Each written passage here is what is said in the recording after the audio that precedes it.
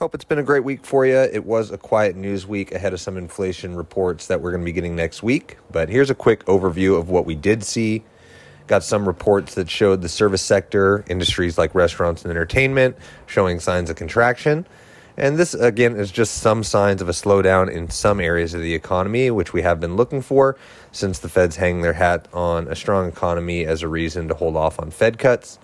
Hindsight is 2020, and recessions aren't recognized until months later, so it might not be too soon to start those rate cuts. We'd like to see some more news like this, but inventory issues aren't going anywhere. But on the brighter side, more homes are coming onto the market, which means more home sales, and if mortgage rates continue to drop, we'll only see more home buying. There is a ton of pent-up demand that's being held back by affordability issues and a lack of supply that's driving up prices despite higher mortgage rates.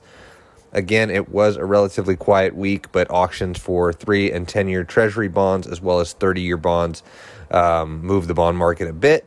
But for the week, it's basically flat.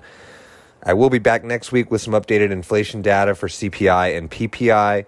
The Fed's favorite measure of inflation is PCE, but these reports on consumer and wholesale inflation get market reactions and do bleed into that PCE report.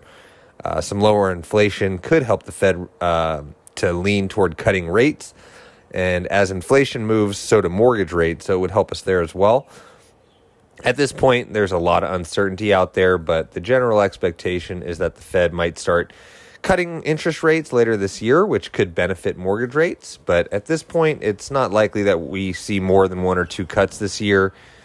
Any unexpected data showing strength in the economy is going to change those expectations. So oddly, we're continuing to wish for a weaker economy.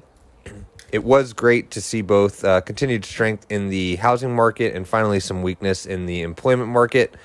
We'd love to see the unemployment rate tick up, inflation move down. So I'll see you next week for that update on the inflation numbers. But have a great weekend and see you next time.